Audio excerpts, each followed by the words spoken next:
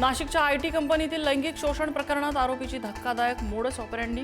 नव्यानं जॉईन झालेल्या आर्थिकदृष्ट्या कमकुवत तरुणींना ओढलं जायचं जाळ्यात। कंपनी एचआर अश्विनी चेनानीला अटक।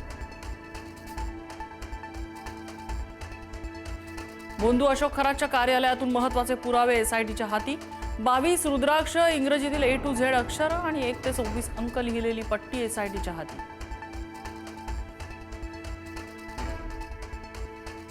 बोंधू अशोक खरातचा कोठडीतला मुक्काम वाढला।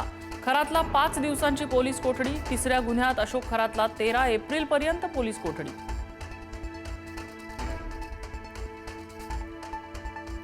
जमीन खरेदीत फसवणूक केल्याप्रकरणी खरातसह पत्नीवर गुन्हा, तर श्रीरामपुरातील पत्रकाराला धमकावल्याप्रकरणीही खरातवर गुन्हा दाखल। खरातवर आतापर्यंत एकूण 15 गुन्हे।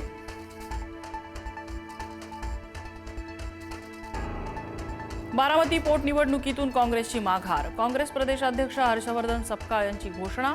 अखेर पुढारी न्यूजच्या बातमीवर शिक्कामोर्तब।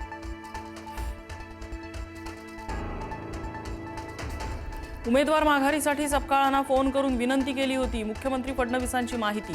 तर फडणवीसांच्या विनंतीमुळे नाही, तर अजितदादांसाठी माघार घेतली, सपकाळांचं स्पष्टीकरण। धनंजय मुंडेंना मंत्री करण्याची समर्थकांची मागणी। बीडमधल्या कार्यक्रमात मुख्यमंत्र्यांचं भाषण सुरू असताना मुंडेंच्या कार्यकर्त्यांच्या घोषणा।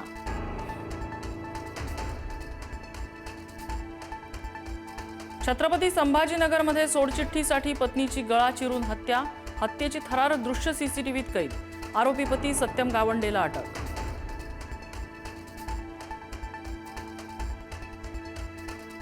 युद्धबंदी प्रस्तावावर उद्या इस्लामाबादमध्ये चर्चा। इराणचं शिष्टमंडळ आज रात्री रवाना होणार। पश्चिम आशियातील शांततेसाठी चर्चेकडे अख्ख्या जगाचं लक्ष। 15 पेक्षा जास्त जहाजांना होर्मुझमधून प्रवास करू देणार नाही। युद्धविराम करारानुसार इराण मर्यादित जहाजांनाच होर्मुझमधून सोडणार। इराणच्या वरिष्ठ सूत्रांची माहिती। ग्रीन आशा गॅसवाहू जहाज JNPA बंदरात दाखल। 15,400 टन LPG साठा उपलब्ध। होर्मुझची समुद्रधुनी पार करत JNPA बंदरात पोहोचणारं ग्रीन आशा पहिलं जहाज।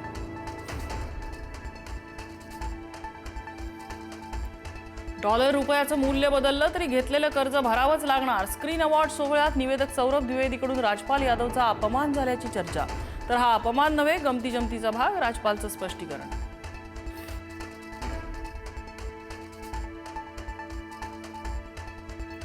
वानखेडे स्टेडियमच्या स्टँडला रवी शास्त्री यांचं नाव। मुख्यमंत्री फडणवीसांच्या हस्ते नामकरण। तर दिलीप सरदेसाई, एकनाथ सोलकर आणि महिला क्रिकेटपटू डायना एडलजींच्या नावाने वानखेडे स्टेडियमच्या 3 प्रवेशद्वारांचं नामकरण।